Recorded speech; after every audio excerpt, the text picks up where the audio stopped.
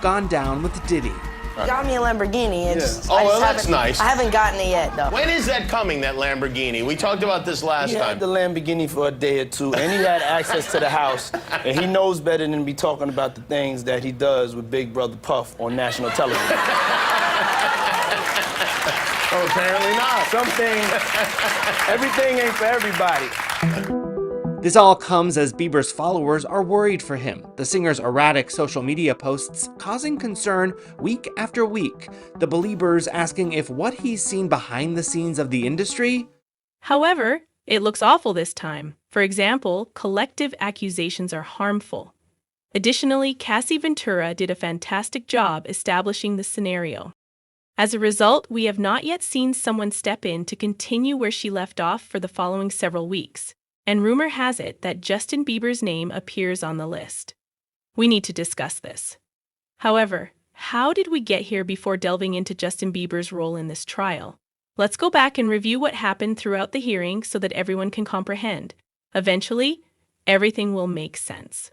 One thing that all of the people who have gone to the hearings agree on is that every time a witness has taken the stand, the courtroom has been eerily silent because of the shocking things that they have been saying. And to further give context, on the right-hand side of the court seated is her husband, Alex Fine. On the left-hand side, Diddy's 6 out of 7 kids are sitting in the courtroom, as Cassie is describing, having weekly freak-offs for years. As if everyone present was aware that what they were seeing would haunt them. Additionally, it's disgusting that Diddy's children, Chance, Delilah, and Jesse, finally came out to support their father. However, the atmosphere immediately altered as soon as the videos began to play. They are demonstrating strength and holding hands one moment, and then they are crying uncontrollably and leaving the trial in the middle, shaken from head to toe. Diddy presented me in front of his friends. I was very scared. He tried to sacrifice me, but I ran away from there. We need you to step to the side. Step to the side, please. You look cold. You smile. Are you guys feeling?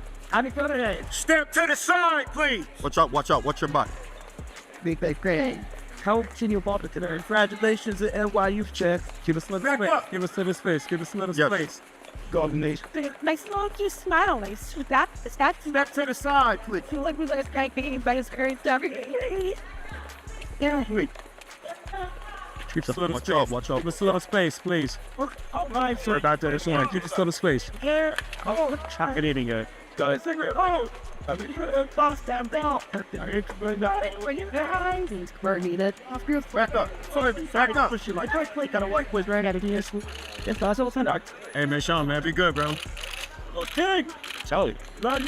I won't lie, something must have happened in that video if your own children are unable to see the proof. For example, what did they perceive that caused them to bounce in that manner? That's what everyone is talking about on the internet. As it stands, the children found Cassie's testimony to be quite upsetting on a number of levels. However, others claim that Kim Porter, Diddy's late ex-girlfriend and the mother of 3 of his children, was a factor in their real breaking point. It's just too crazy. Some claim that the same hard disk included a manuscript from a purported memoir by Kim Porter, although her own children deny it. But why had her name ever been mentioned? This is more than just drama, sis. The spiral is black. The problem is that Cassie's video evidence in the trial isn't just snippets from unrelated events. No, this is purportedly freak-off video. Never before seen, unreleased recordings that purport to reveal the true events that transpired behind those closed doors. Additionally, think about what she said when she took the stand. Recall that she met Diddy at the age of 19. She believes she was entering fame after signing a new contract with Bad Boy.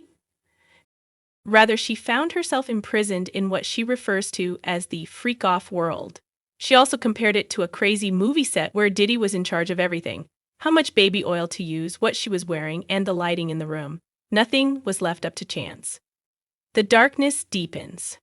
She claims that he forced her to plan these gatherings every week utilizing websites like Craigslist and sending people to Miami, Vegas, and New York. These were no informal small get-togethers. She spoke about these freak-offs, the various escorts they would utilize, and the various hotels they would use throughout the most of her testimony today.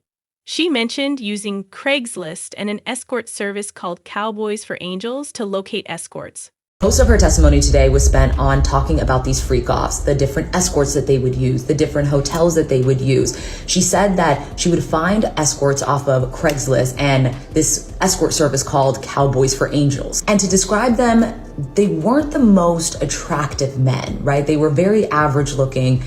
Some of them weren't even conventionally attractive. One thing they had in common is most of them were black because Diddy preferred for her black men with a big D, she said. At one point, Cassie broke down in tears when the prosecutor asked her, why didn't you leave? If the freak-offs, as you explained, were so disgusting and humiliating, why not leave? And she... According to Cassie, some freak-offs lasted for 72 hours or even 4 days straight.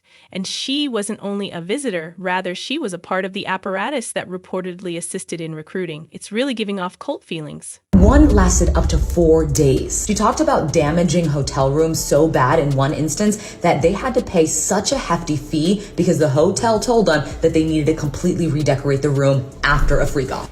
As all of this is going on, the jurors are concentrated, the courtroom is closed in, and the sketch artist's hands are flying.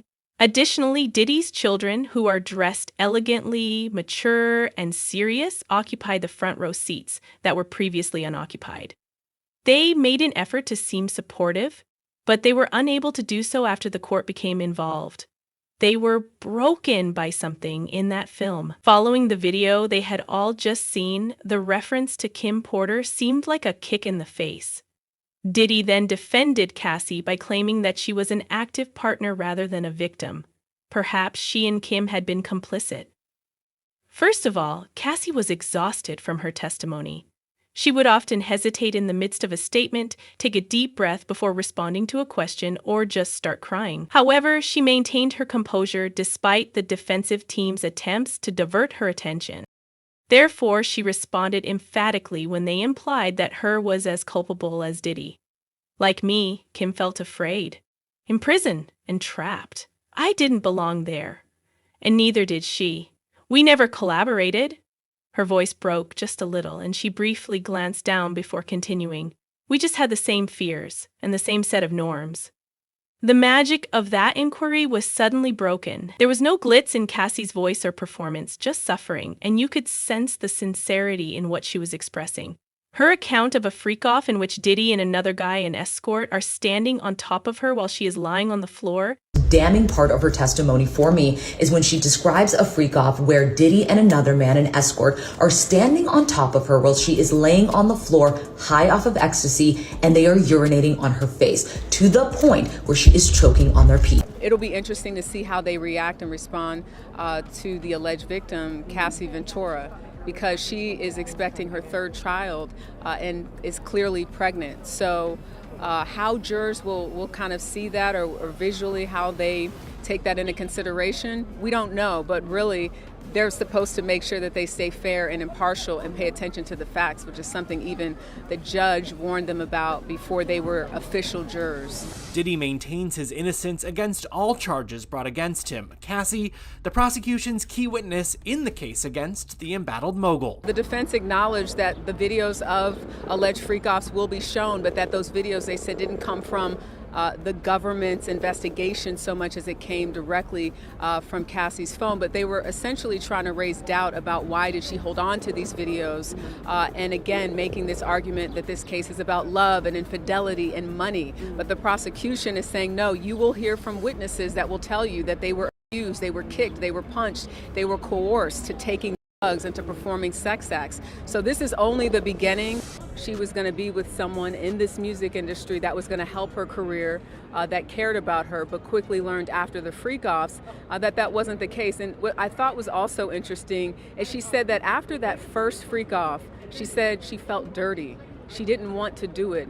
And when she brought up the idea of having a conversation about the freak-offs in an email, which the jurors saw, she said she backpedaled in the email because Combs responded by saying, I know, you don't want to do it. And she said, oh no, well, it's not that. But that was the beginning. That was in 2010, where she brings up in an email that she wanted to have a conversation about this. And in her words, she didn't want to do it, but she felt like she had to do it. Gosh, it's so difficult to hear all of these details. And since taking the stand, Cassie has been emotional. What made Cassie emotional on the stand? I think what made Cassie emotional is having to describe the details of the freak-off and why she did it. When she talked about wanting to do it to please Sean Combs, that's when she broke down. Up until that point, she had just been answering the questions. She's a little soft-spoken at times, but that's when she got emotional. When she had to answer the question about if she enjoyed it, that's when she broke down, because she said, I enjoyed being with Sean Combs.